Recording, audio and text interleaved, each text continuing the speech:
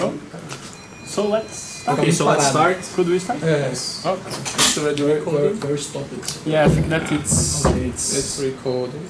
Functioning. Yeah. So, Professor Alfons Bora, thank you very much for accepting our invitation and to be here with us to talk about your career, systems theory, sociology of law, empirical research, social-linguistic studies, and so on.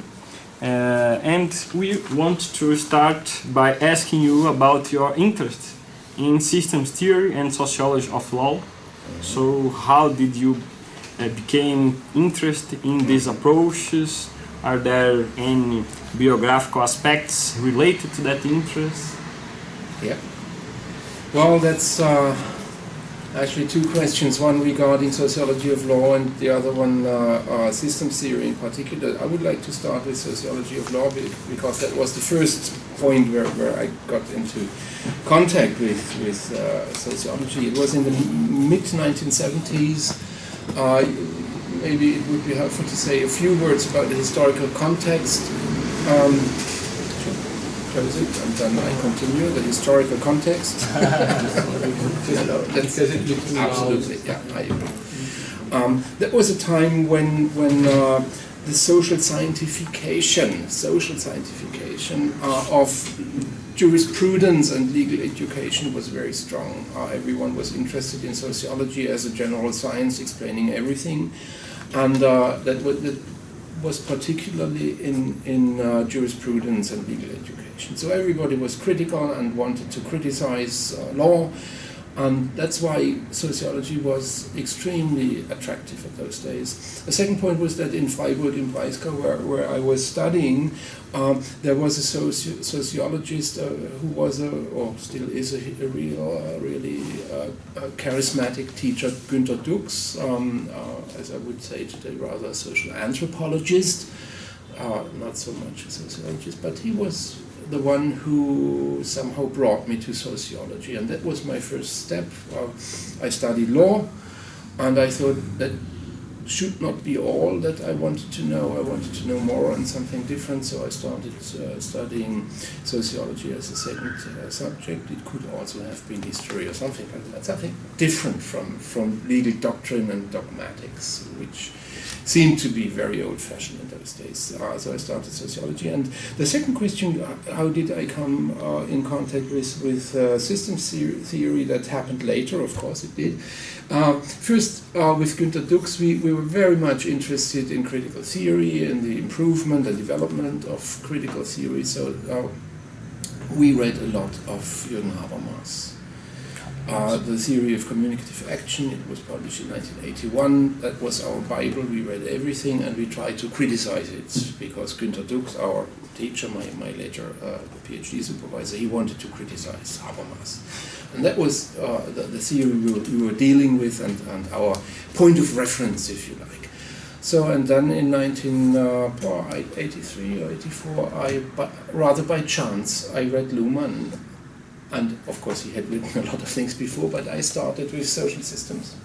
That was published in Edvaldo, you know everything, 84, so I read it in that year, exactly that. And that was the point when I was completely fascinated, and I thought, well, that would be sociology, not Habermas. Habermas is social philosophy, which I understood then, and I got an idea of what good sociology could be or would be. So this was my first real contact with Luhmann, and from that time on I have ever since tried to somehow understand this theory, and the connection with sociology of law is obvious because I'm a lawyer, and more than before today I would say I'm also a lawyer. I'm a sociologist, but also I'm a lawyer. So this is why I'm interested in that particular field. And how did you get in Bielefeld, and how was your access to Bielefeld University? That's a long story because first of all I was in Freiburg. There was only one place where, as a sociologist, you could work for money. That was the Max Planck Institute for Foreign and International Penal Law. And they had a research group on criminology. And this was the place where sociologists were needed as empirical researching assistants. They had to do all the deliveries for the lawyers. The lawyers asked the questions, and the sociologists had to do the countings. And that's where I started, empirical research on abortion and things like that. And when the time was over and I couldn't get a new job, I was a bit helpless. I had my second state examination in law by that time, and I was working on my PhD thesis in sociology. So the question was, what could I do? Where could I get some money from? And then there was an ad in a big newspaper, the Zeit. A position was advertised at the Wissenschaftszentrum Berlin, Social Science Center, Research Center in Berlin. Wolfgang van den Dale, he was the leader of a group who they did research in environmental regulation, Normbildung und Umwelt, Normbuilding and the environment. And what we did was we studied procedures, alternative dispute resolution procedures, mediation, and something that was called technology assessment, participatory technology assessment procedures. That was the main subject. And at this point, I came in contact with these participatory procedures, and I started suggesting my own projects, a bit different from what was going on in Berlin at that time, and it was the subject of my habilitation thesis then. And when I had just finished the habilitation, the next lucky chance came that just at that point in time in Bielefeld there was a vacancy, a professorship, a chair for technology assessment, and I applied and got it. And ever since that time I have been in Bielefeld. It's a bit boring biography. So it was all about luck and chances and contingency, if you like. It was more or less contingent everything. Besides my interest in theory and the combination of theory and empirical research in a field that you could roughly describe as sociology of law, sociology of regulation, sociological theory of the law, things like that. So yeah, I have no history with Bielefeld going back to my studies, as some of you. Yeah. Okay, Professor. As I mentioned you before, in Brazil we usually observe the system theory having a great presence usually in law schools. So we can take, for instance, reference from Professor Marcelo Neves here in São Paulo, Professor Celso Campilongo, also other professors like Vini Santiago Guerra, Professor Artur in Recife. But we cannot observe this kind of discussion usually at the sociology departments. So, for instance, here at the University of São Paulo, there's just one professor that I actually know that studies system theory at the sociology department. So I would like to ask that if you can see the same situation in Germany or in Europe, and how do you approach this, and what's your perspective on this?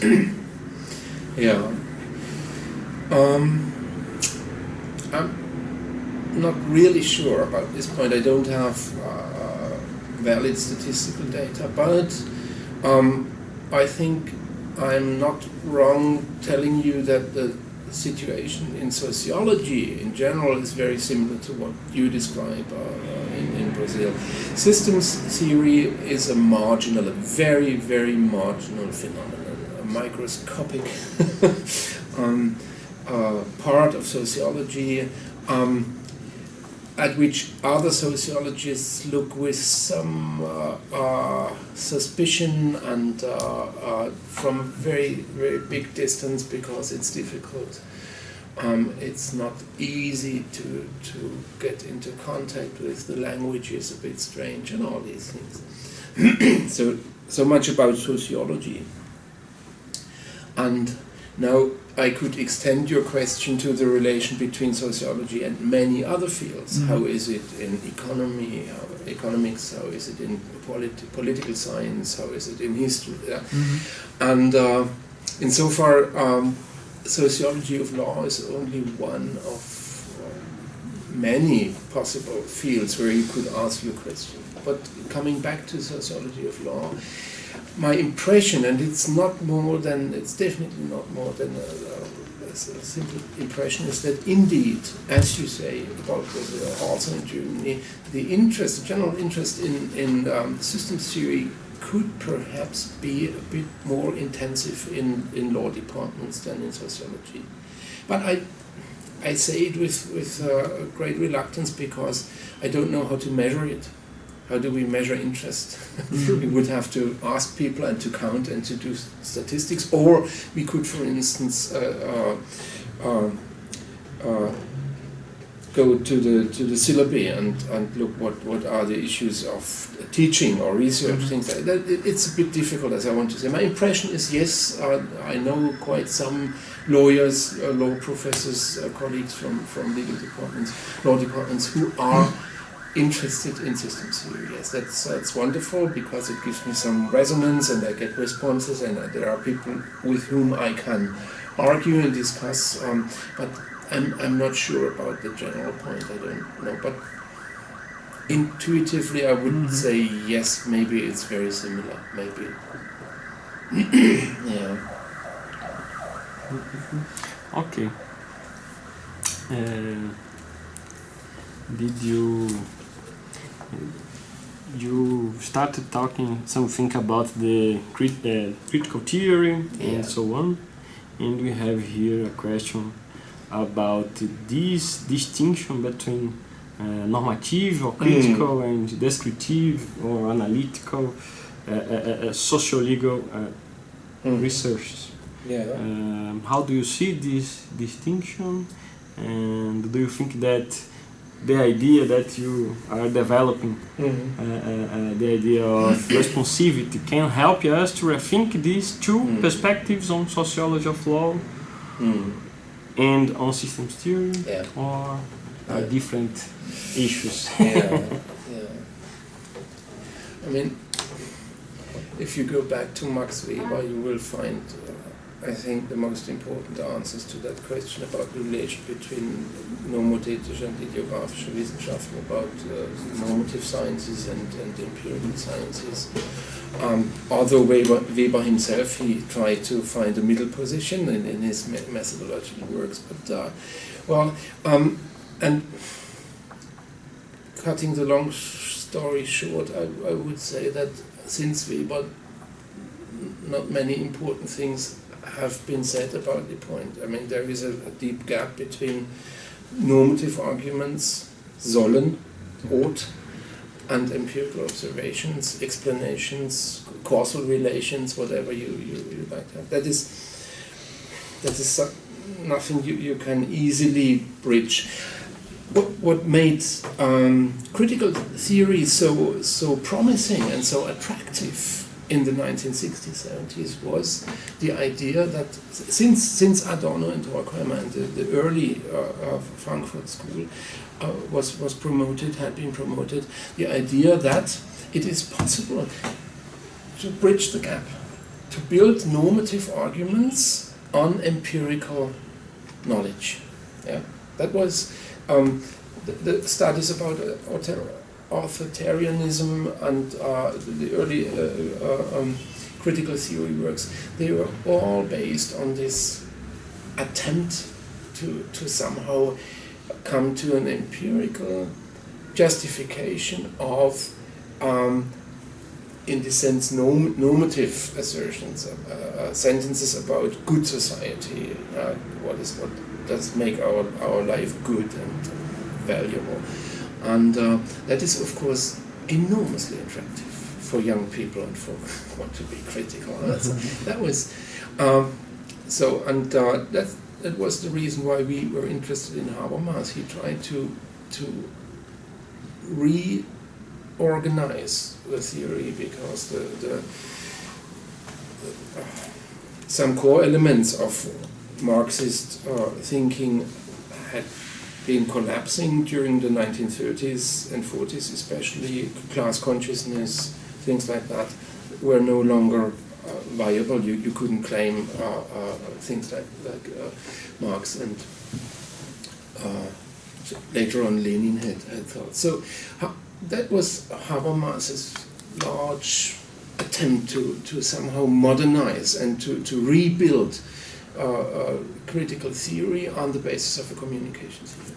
And that made his attempt really attractive. And at a certain point, it was mainly in my doctoral dissertation, I came to the conclusion that Habermas's solution doesn't work.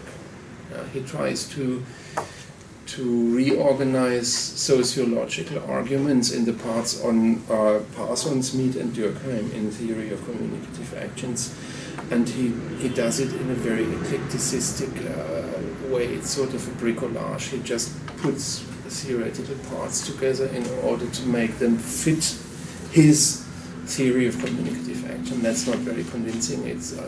For me, it wasn't sociology at the end of the day. It was social philosophy, and I'm very much with him and with discourse theory when it comes to normative arguments. That is a strong way of arguing normatively, but the foundation is, as I think, rather weak at the end of the day. So much about the general relation between norms and facts.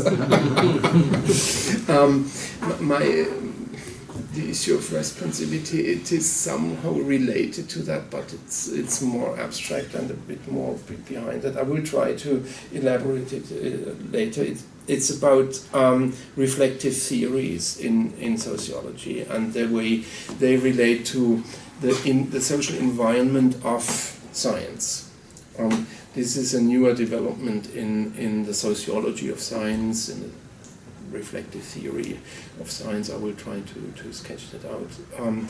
Where a former student of mine, David Calderon, he's now professor in Bonn, tries to argue that systems theory in a way over-exaggerates the momentum of closure, of autonomy.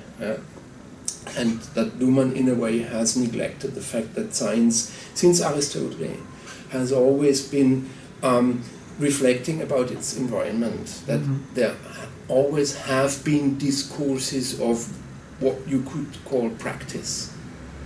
And that's a very difficult and specific understanding of practice, because it's a discourse. It's a discourse within society. It's part of society. It has a limiting function against over-exaggerated autonomy. So this is where responsivity might be located at the end of the day. So there is a loose connection with this old binary distinction between facts and norms, and is and ought, and normative and empirical science, but I think it goes a bit further, and it's very strongly based on systems theory and on non-normative science. Although I confess that, in relation to Gunther Teubner, for instance, he tries to re-establish this many thoughts of critical theory, and I think he should be more cautious in many respects. And what I try with this idea of responsivity is to somehow follow him, but only to a certain point, where I say, don't be so normative. May I just grab this point, because I was in a conference there in Bielefeld, and there was a professor from sociology that he expressly said that any normative sociology is a bad sociology.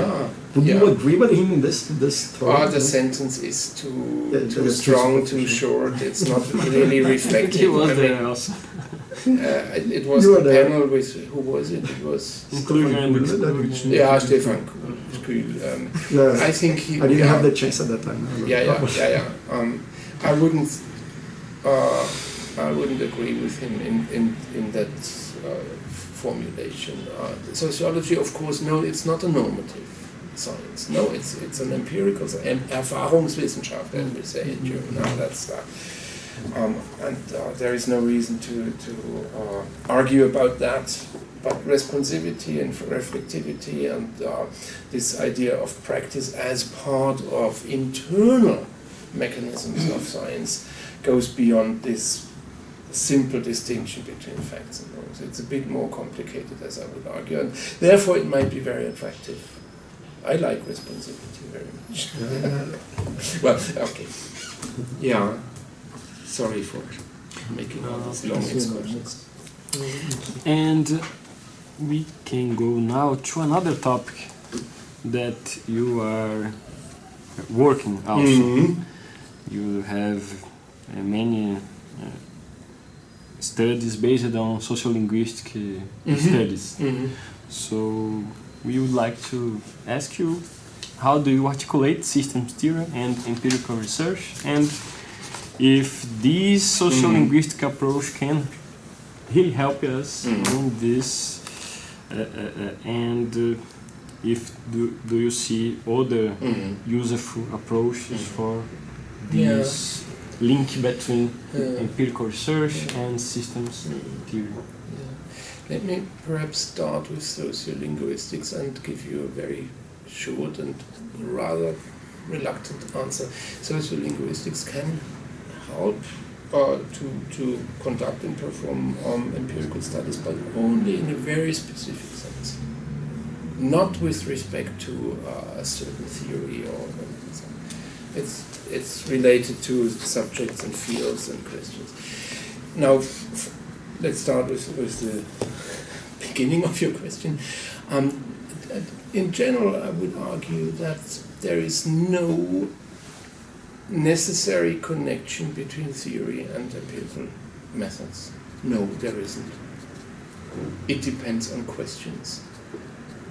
And I would say that you have to think about methods when you know what questions come from your theory, and that can be very different and various kinds of questions. So the theory does not trigger or fix, by no means, methods. Methods are open in that sense, and there is no necessary relations. I would be interested to hear arguments if you think the contrary. I can't see that. That is the general remark. And now, as regards methodologies and their relation to specific types of questions, I think it helps distinguishing two types of questions. Questions that aim at numbers, if you want to know how many cases are so and so and so, and how the relation between those cases and other cases. In other words, statistical generalizations. You draw conclusions from n cases to n plus x cases. And this is a very important methodology, is empirical analytical paradigm, you know that for instance, probably, and it's very powerful. And I do not want to attack these kinds of methods. There is a very unfruitful struggle between different methodologies in sociology, and that's completely useless, as I would argue. You have to judge or to decide upon methodologies depending on what you want to know. And given the first type of questions, question of numbers, frequencies, how many children will we have in 10 years? Amigos. Ah, hi. How many children will we probably have in 10 years so that we know how many kindergartens we have to build? That is a very important, it's a real question, it's a practical question.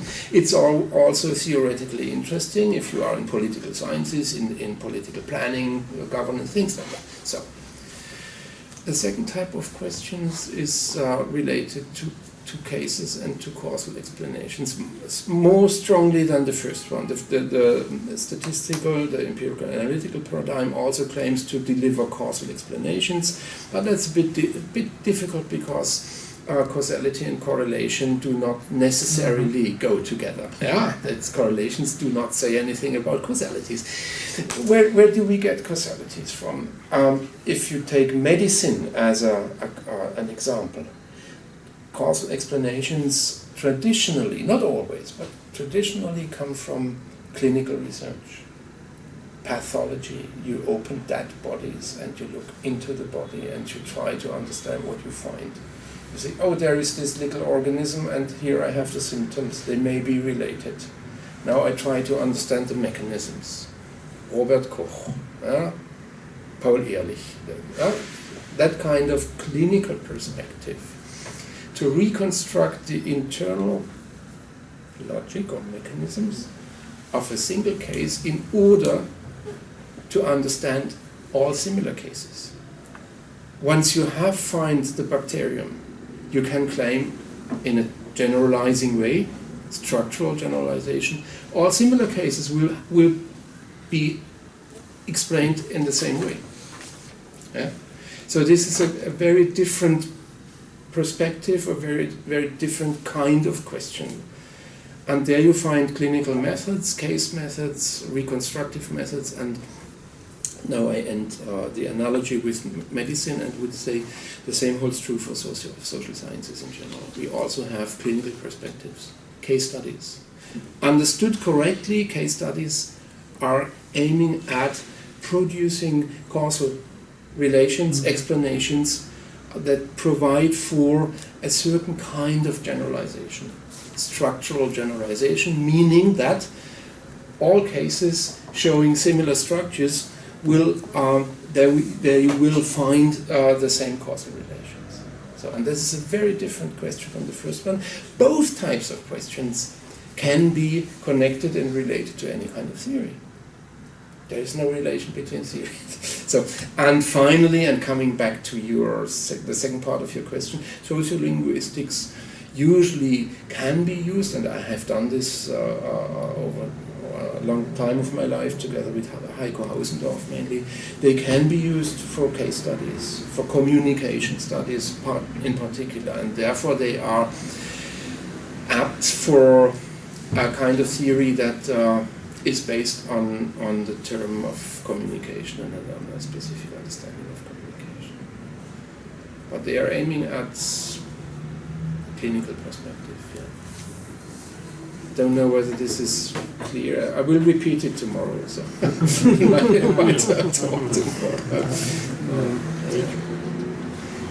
my question is about this use of systems theory to conduct empirical research. If sometimes it is superfluous, if some phenomena can be better described by other theories, how do you see this non-dogmatic way of applying systems theory to study some phenomena? Yeah. Sorry. Well, firstly, I in my own research I found questions which, as I thought, had not been answered sufficiently or thoroughly by systems theory. Phenomena mainly relating to the internal differentiation of what Luhmann has described as functional systems, organizations, interactions. His systematics and his terminology is quite convincing, as I would argue, but maybe it could be developed a bit further when you step over certain kinds of phenomena. In my case, that was mainly the phenomenon that I later on called discourse. I found things in the world I observed that didn't smoothly fit into Luhmann's terminology, and my conclusion was not to skip the theory, but rather to try whether it offered options to somehow integrate the phenomena in a more detailed description, and that's why I started using social positioning theory with Heiko Hausendorff, and we took that from sociolinguistics, and I myself somehow adopted the term of discourse, but it's not Foucault, it's not Goffman, it's not Habermas, it's a systems theoretical understanding of a certain type of phenomena, which I named discourse. And David Calderay, I mentioned him before. He made use of this idea in his Sociology of Science in a slightly different way, but that would also be an example of how to further develop the theory. Point one. Point two, the aspect I have been talking about some minutes ago, practice. The internal relevance of the environment. You could argue that this is already embedded in the standard systems theory in the term of external reference, observation, distinction, things like that. And that is true, of course, but in that respect, Luhmann maybe doesn't go far enough, or he didn't have time to go far enough, or whatever. I was struck by David Calderay's idea of practice as a internal part of science, and of the idea that you could develop systems theory in a way that the external world, the environment, has a say within. That's Calderay's words. Die Umwelt spricht mit. The environment has a say within the system. That is completely heterodox. It's a crime, and it's not part of the official school.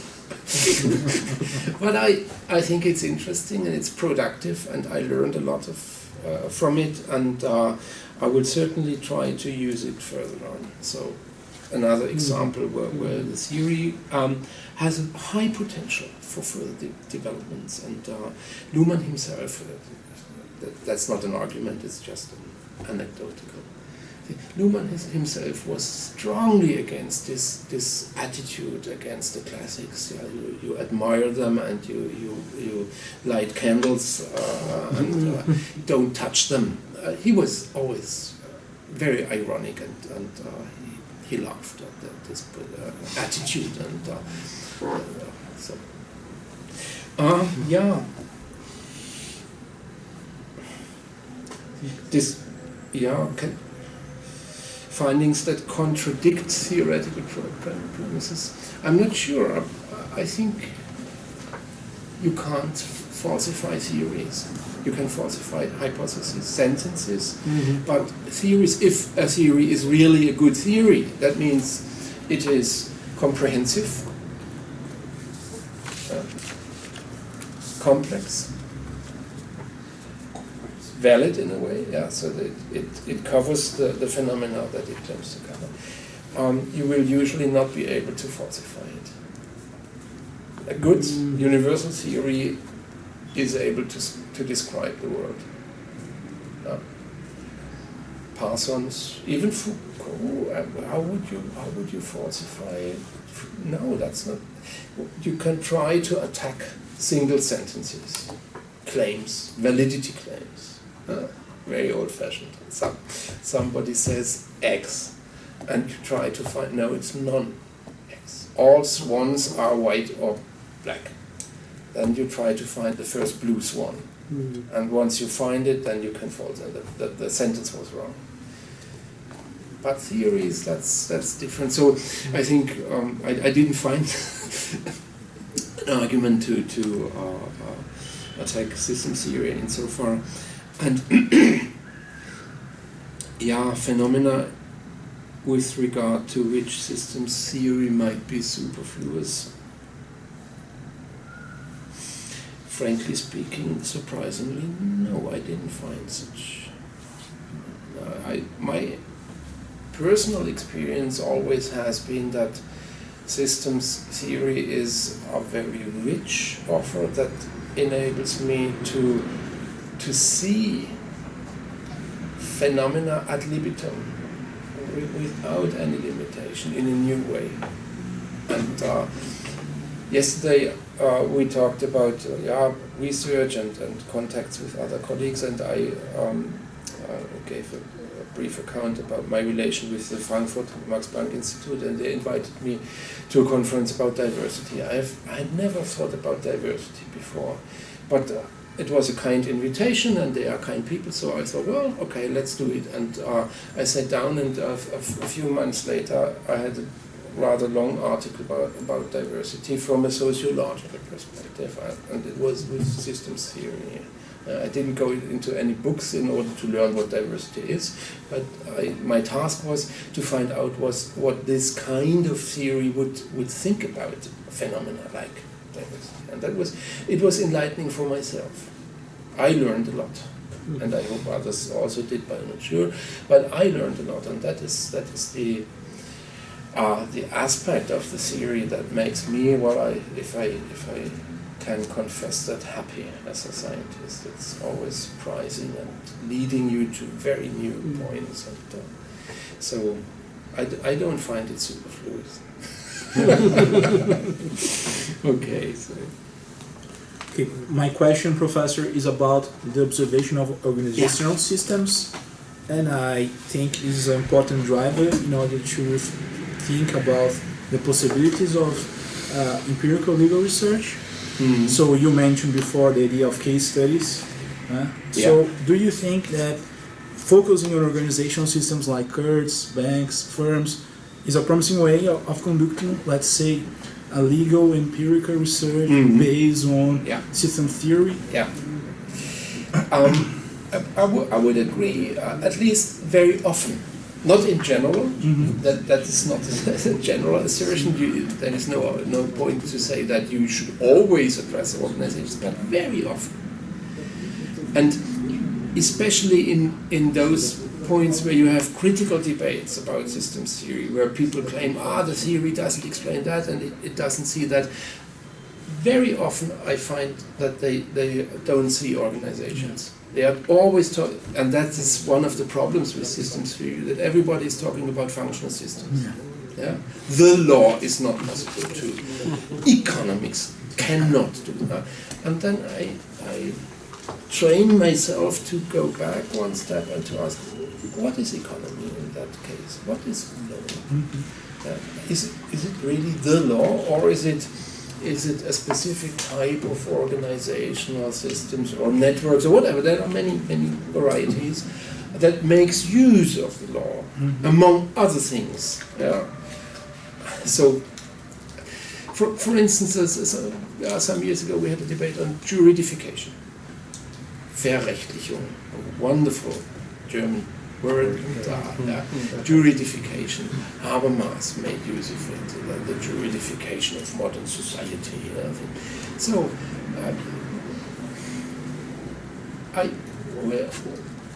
once I realized that I did not understand what they meant. I simply didn't understand. Where did I know from that a society was juridified? When we are talking about societies that are functionally differentiated and they have universally operating specified systems, the law is a functional system of world society or society. How could it juridify society it operates? But I thought they have a point. When you talk about juridification, it's not wrong. There is something about it. There are many spheres, many fields in our world, in our experience, where you think, there is a lot of law in it where it wasn't before. So there's something changing, and then that was when I learned for myself that we should better talk about organizations, for instance. Organizations can be juridified, and systems theory provides us with the conceptual terms for that. Multiple programming, multiple references, and then a change in weights between the different programs, and that's very easy. Courts they produce legal sentences, but they are programmed legally, economically, politically, you name it. Yes. But the reference with the law is always number one.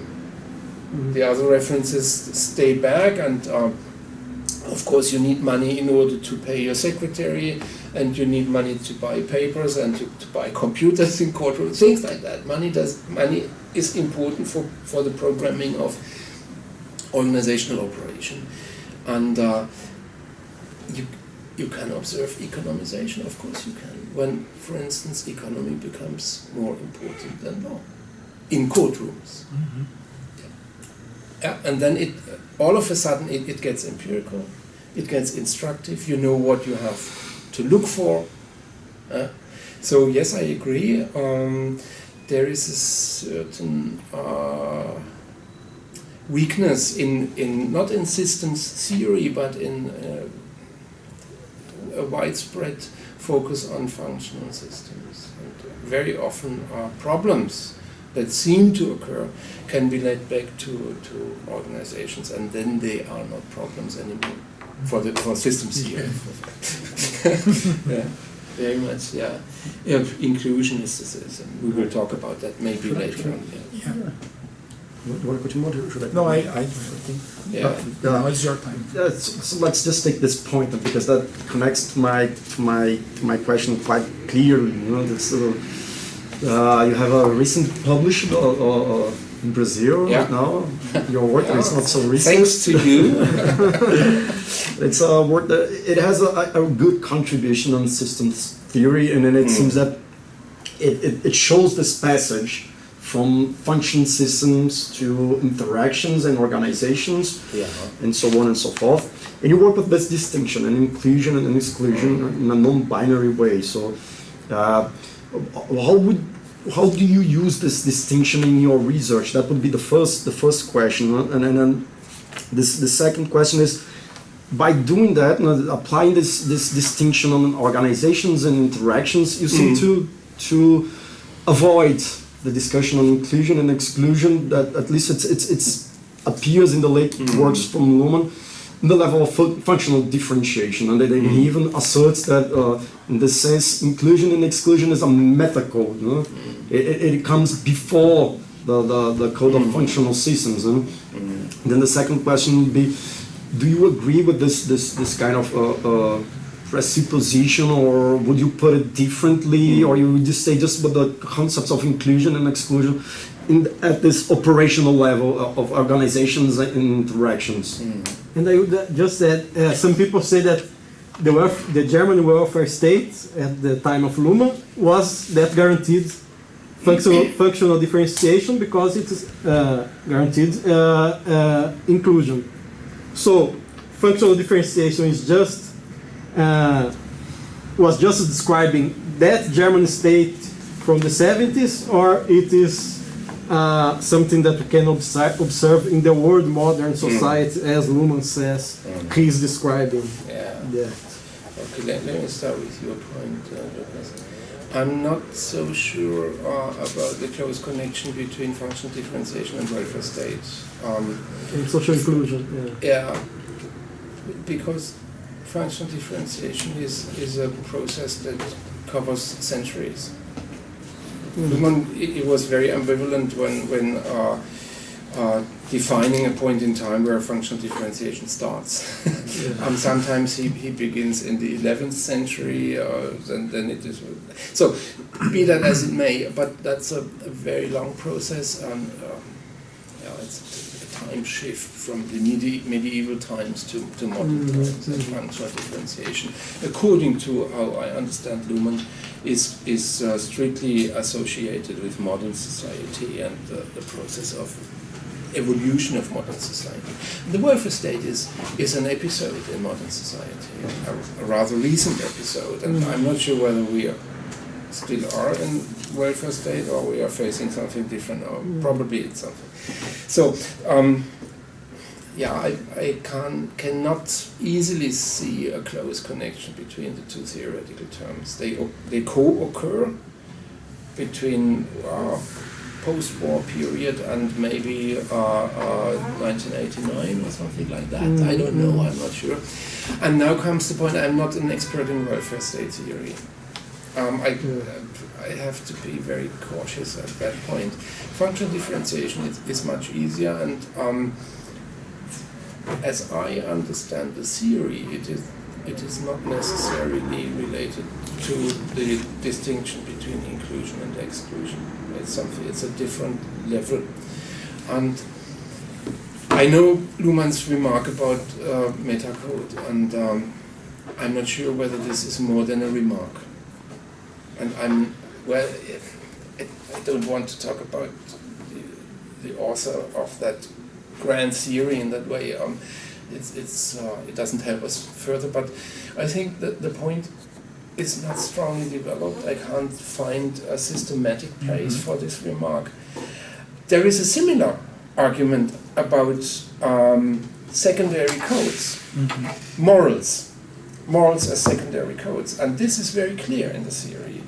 They help programming the application of the primary code, the relation between morals and law. Which law should you follow? Then you come to moral theory, to philosophy things, and that is meant to help you programming the application of the first order, the primary code. But metacode, does inclusion exclusion program the application of codes? Does inclusion help us to distinguish between lawful and non-lawful? No, I wouldn't say so. I wouldn't say so. Inclusion is itself a normative issue, and you can prefer inclusion normatively over exclusion. But if this is a very, very prudent position, I'm not sure. There are many situations where you prefer exclusion over inclusion. I could easily give you examples. Big data, surveillance. Do we want to be included in this camera observation system here? I'm not sure. There are people arguing against it. They prefer exclude. So I just want to say that's a difficult relation. I can't see that the distinction between inclusion and exclusion works in the same way as these secondary codes in morals, for instance. Metacode, therefore, I don't feel comfortable with that. You see that? It's a bit tricky. My own understanding of inclusion and exclusion, that is, as always, a very good question, and it's not easy to answer. I would perhaps start with the comment that the two terms, inclusion and exclusion, are not related, as it might seem at the first glance, like other binary distinctions. So as if one would be the contrary of the other. I don't think so. I simply don't think so. I think they... Yeah, let's just wait. Yeah.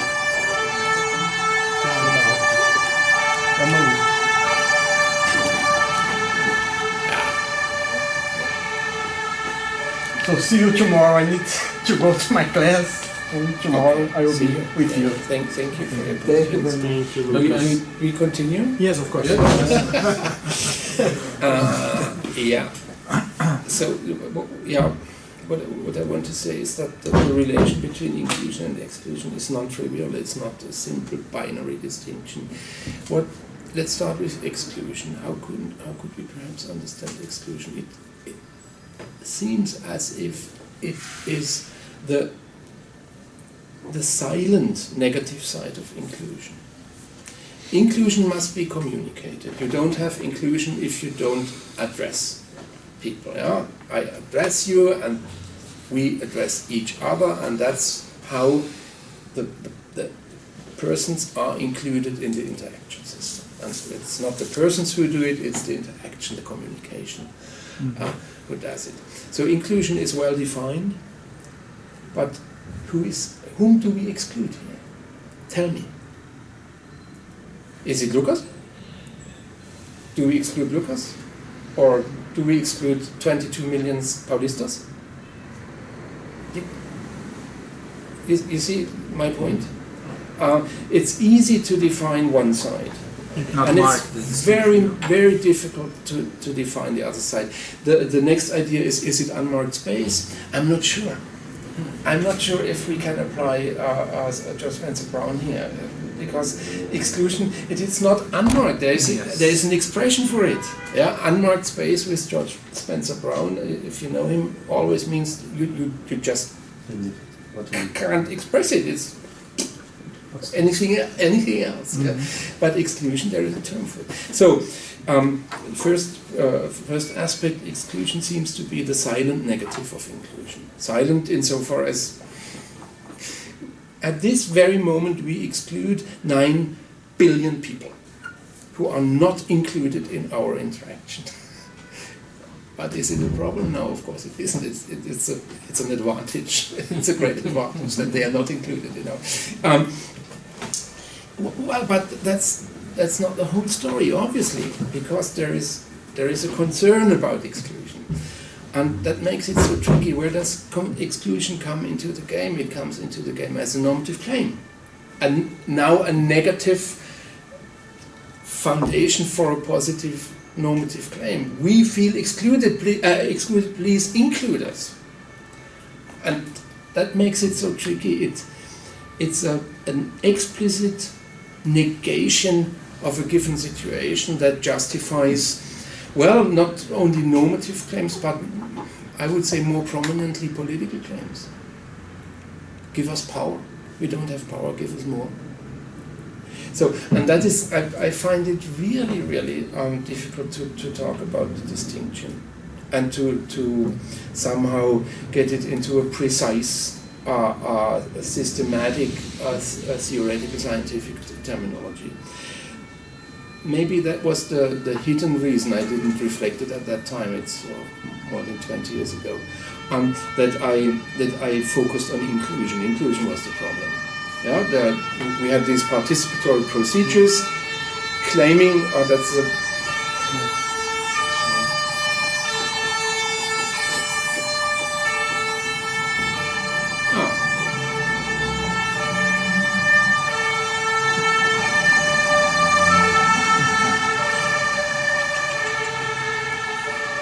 not so quiet as Bielefeld. But it's also nice. No, sorry. Yeah. That was specificity of the German legal debate in the late 70s, that they started to include a broad public into legally organized administrative procedures, licensing procedures, procedures of various kinds with normative arguments that proved to be very political at the end. The justification was that juridification of the procedures had negative political effects. Yeah? Die politischen Kosten des Rechtsstaats, the political costs of the rule of law. Fritz Scharf, a very famous, very small text, very influential. So the conclusion in legal theory, in legal dogmatics, was include people, let them participate, and then the procedures will be more valuable, more effective, less costly, they will be justified, legitimate at the end, things like that. From a sociological point, I ask myself what's going on here, how can we describe it, and the term that fits into the situation is inclusion. Make social addresses in a given context addressable, make them relevant, give them voice, if you like. So I was dealing with inclusion and the consequences of an unlimited inclusion. That was the problem at that time. To let the general public, literally speaking, everybody in a given society context, participate in procedure, or give him or her the right to participate, is a form of inclusion that may, not necessarily, but it may cause severe problems in certain circumstances, namely, especially when the situation is predefined by law. Yeah. The effect of the broad inclusion was that people started communications about legislation. Why do you apply this provision, this genetic engineering act? It's unethical. it's against God, it's against natural law, just forget about it. That was the type of communications the administration was confronted with. And you can easily imagine what happened. They are forced to apply the law. There is no possibility to be flexible in the specific situation. It's a binding provision in the Genetic Engineering Act. You have to license if the conditions are fulfilled. If science says it's okay, more or less, the risk is low, then you have to license. And at this point, a communication that claims for norm building, for legislation, that creates serious problems, and that was the thing that we could explain with this sociological observation, and this the term of full inclusion. All inclusion are creating serious problems in given circumstances. So, yeah, long answer, short question. Sorry. No, that was a really good answer. I mean, it points out when you view the use of the concepts. Yeah. That leads me to the second question too. No? Yeah. Which is the relation between inclusion and exclusion. It seems to me as it is in the text that you say that they point to two different things, two different levels. But then I want to bring you back to confront Luhmann in this regard. That his thesis that, in the sense that if you see a mess of exclusion, for instance, everybody's in thesis included in economy, but if you don't have money, how can you operate through such social system? No? But when you have this mass exclusion, then it might, that's Luhmann's point, it might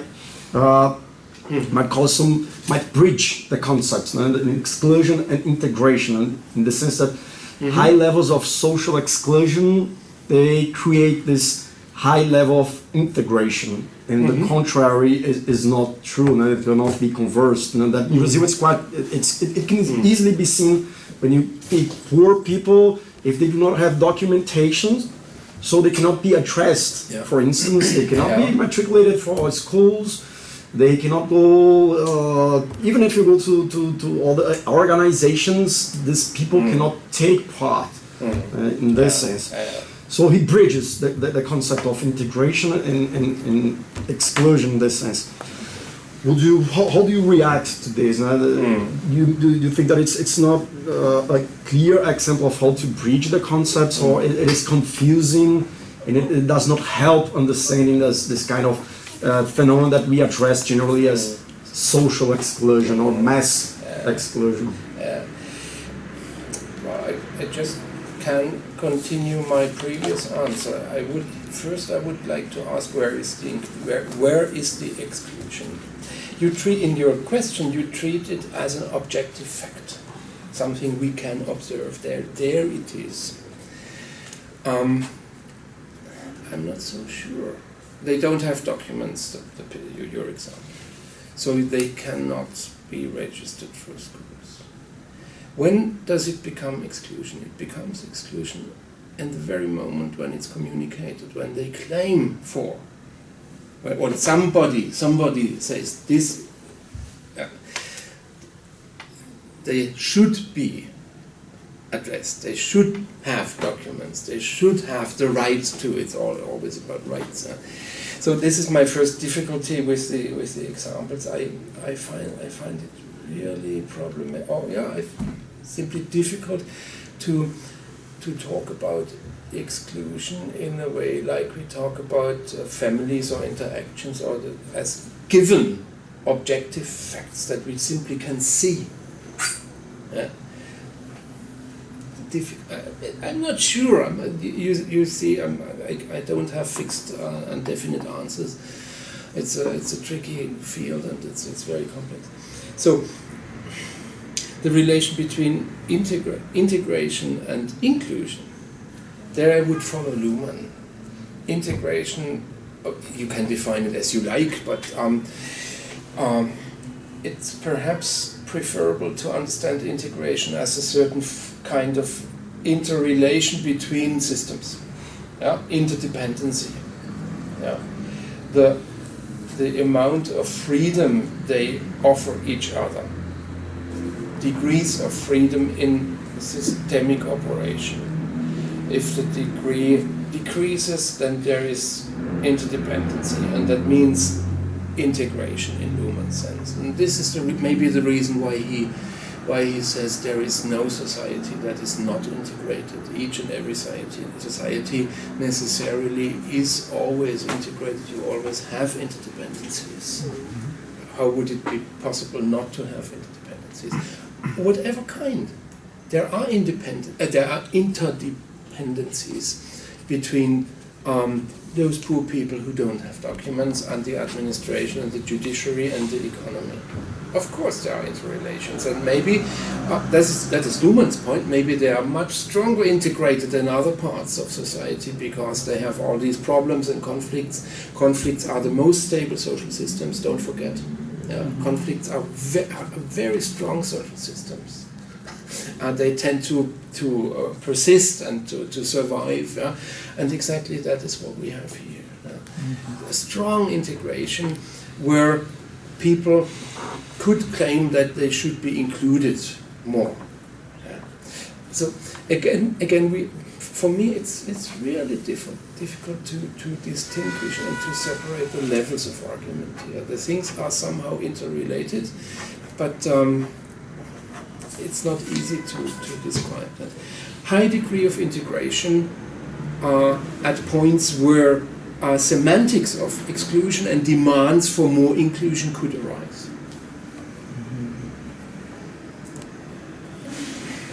But again, it's difficult to say. How do we measure integration? The earlier point, how do we measure it? Can you give me the method? That's difficult. And I think it's not by chance that Luhmann always touched the point, and there is no elaborated solution for that. And I'm very curious how you will manage to solve the issue. Yeah.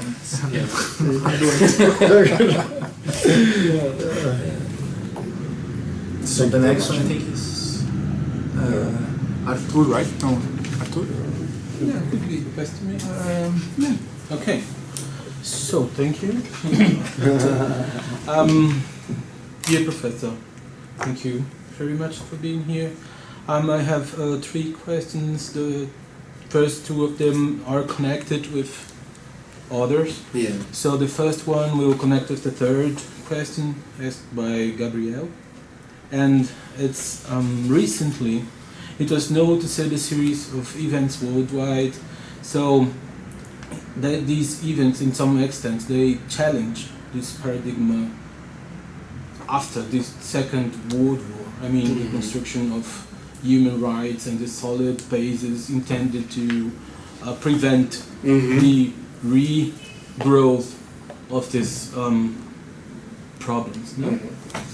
So I quote here as examples the rise of racist groups in the USA, the neo-Nazi movement in Germany that's in the last few years could take a very significant part of discussions also in media and politics, and also questions or issues related to migration in different regions.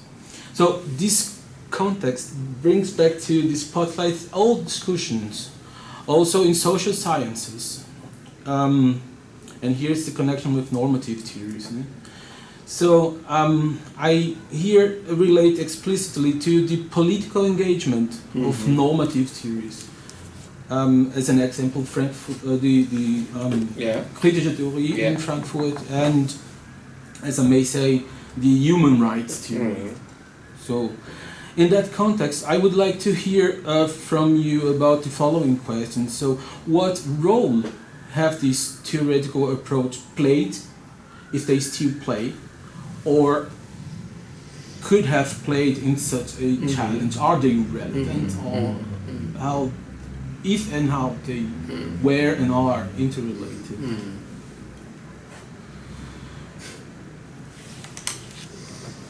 Yeah. May I start with Max Weber again? Yeah.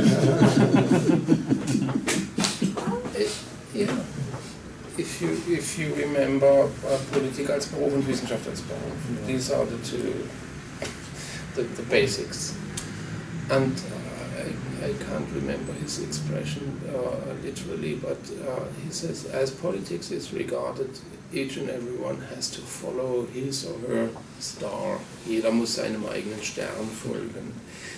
Science has no access to the definition of ends. Science is there, and it's able, and it's very much up to check the means. Yeah. Given ends, science provides you with scrutiny and with expertise to check the means. And I find it difficult to go beyond that inside. For me, it's still fundamental. Although we might come to some improvements still, yeah, as regards system theory. Now, the examples you were talking about, and they are the core of your question, they are of course relevant and they are very much concerning. And but where do they take place? It's politics. The political system of world society, I would claim, is currently changing in a dramatic way, namely in a way that populism, more even than right-wing aspects, populism, I think, is one of the core issues, gains a dramatic relevance. And it overrules the old link between politics and science. Science as advising politics in order to improve politics is really in the defense against populist attacks. Yeah? With a wrong understanding of relativism and constructivism, that's very interesting. They make use of wrongly understood constructivism, namely by claiming that there is no truth, which no constructivist ever would have claimed. Neither Niklas Luhmann, nor Rescher, nor anybody else. No, that's stupid. That's nonsense. But it's extremely effective in the political system. So there are dramatic changes, and what could be the role of science in general and of sociology in particular, and especially systems theory. I would, first of all, follow Weber and say, engage yourself in politics and stand up and play your role as a political addressee. Include yourself. Don't feel excluded by populism. That's hell of a problem, and it's really tricky.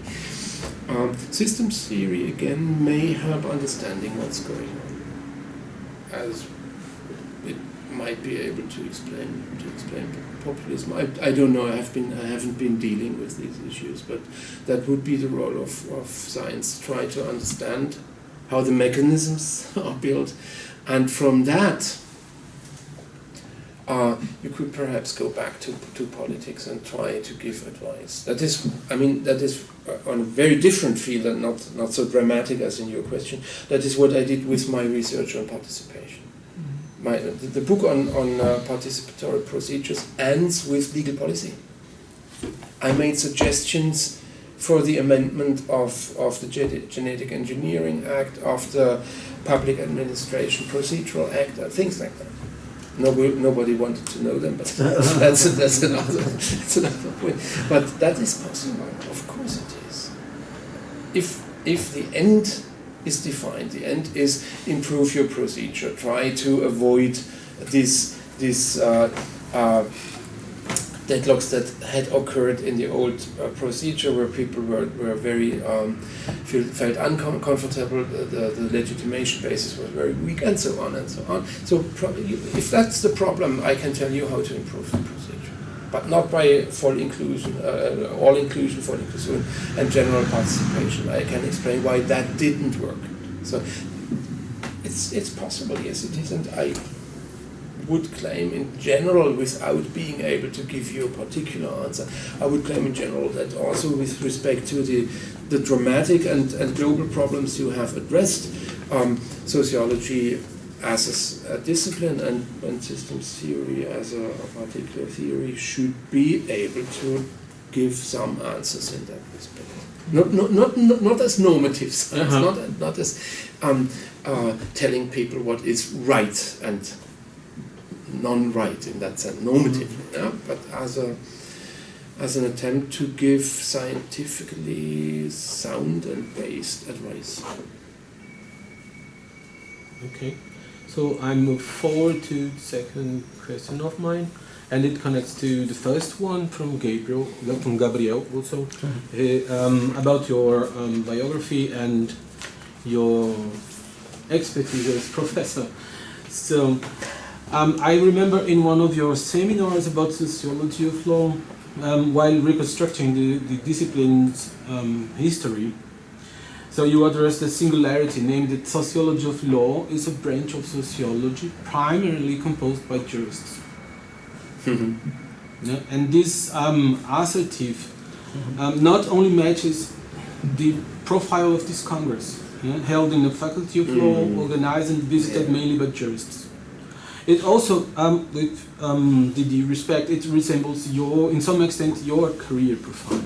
So you start to make undergraduate studies in law, and afterwards you turn to sociology. You took the path of sociology. So within this context, the first question was already made in the first one, so I'll just skip to the second. Which factors have contributed and contributes to such a character of sociology of law? And moreover, how would you compare the path of a jurist with a professorship and a faculty of sociology, and a jurist with teaches sociology of law in a faculty of law? Yeah. Speaking about Germany, a person who is only jurist will not be able to survive in the faculty of sociology. You need both in that case. Yeah? You need some sociological qualification. However, in my case, and I think there are some very, very few similar cases, Pierre Gibantif, Doris Schweitzer, you may know her, currently in Gießen. There are some cases where the qualification as a lawyer gives you a strong advantage in sociological departments. It's very diffuse, it's not explicit, you can't explain it, but it is there. And that has to do something with the general respect against the profession of lawyers. That is something, I mean, that's something real. So it's advantages, yes, in that combination, but it will not be possible to make a career as a sociologist with only a law qualification. Like in your cases here, there is always some sort of sociology in it, a sociological dissertation or first question. What was the first question? The first question was which factors or how did it happen, and how it to sociology of law to be a discipline mainly composed by jurists. So yeah, I will try to speak about that in my talk that follows. It has to do with sociology. The common narrative, the widespread and widely accepted narrative in the field, in whole sociology of law, is that the stupid lawyers do not see the tremendous advantages of sociology. They just neglect it. Sociology ante portas, and the jurists do not open. Soziologie vor den Toren der Jurisprudenz. A very famous book by Rüdiger Lautmann in the late 1970s, and that's the metaphor for the common understanding. And I would claim that this common understanding is profoundly wrong. it's a misunderstanding. One of, not the only, but one of the main causes of the weakness of sociology of law is in sociology. Namely that sociology is not interested in the law, it is not interested in many small fields. Do we have a sociology of economy? I'm not sure. Yeah. Do we have currently a sociology of religion, a real sociological theory? I'm not so sure. Yeah, you could go ad libitum. So I would try to argue more in detail that there are weaknesses in sociology closely related to its history, weaknesses that as one effect lead to the strange situation you asked in your question, that sociology of law in our case is mainly represented by non-sociologists, by lay sociologists. Sorry, no, that was a joke. There are many excellent sociologists of law in law faculties and with only legal jurisprudential qualifications. But the weakness comes from sociological theory, and now I get provocative. It, in a very strong sense, comes from systems theory. From systems theory's particular understanding of the relation between science and practice. From systems theory hypothermia, as I call it, Unterkühlung, hypothermia, with respect to the environment, the social environment of science, and from a presupposed, and André Kieserling explicitly calls it so, a presupposed gradient, ein Gefälle, gradient between the reflective science of sociology, being able to explain everything and to tell you what you are really doing, and the subject fields are engaged in first order observation and not knowing what they do. And there is no place for this relation that I will call later responsivity, namely for a sociological theory that as comprehensive and complex theory with high aspirations finds a concept for describing and integrating this relation of responsibility. That will be my longer answer, and it's also in this article of 2006. Yeah. For finish, if we put together all the questions, yes. A friend, Marcel Neves, told me that you are very expert in Luhmann books, legal system, and I ask you what elements from this book you use for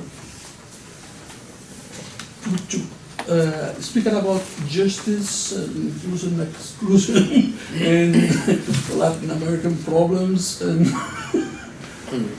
because have one time, and he say the law don't need abandon the idea of justice.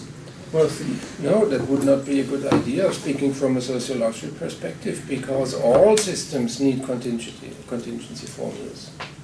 Formulas, semantics that help them to deal with ambiguities. In points where the application of the binary code is not very clear. There are two possibilities that are equally logic or convincing. Yeah? And then what do you do? What do judges usually do? They abwägen, how would you put that in English? They balance. They balance the arguments. And what is balancing? Balancing is rhetoric mainly. Yeah? And this is the point where our contingency formula and similar instruments, principles for instance, principles are maybe even more important than the contingency formula of justice, come into the play, helping to communicate a particular solution in a given situation by somehow veiling the ambiguity that is behind it. Principles, how do principles work? Principles work with the with the play of rule and exception. Generally speaking, we are in favor of, but now in this case that's completely different. That is a principle. Yeah? The principle is generally, and principles allow for not applying the principle. They have the non-application in themselves. So my answer is all systems need these kinds of mechanisms, as the law does, of course. Okay, so thank you so much. Thank you very much for very interesting questions. Very good, very nice. And now I will see what you will make about out of it. Oh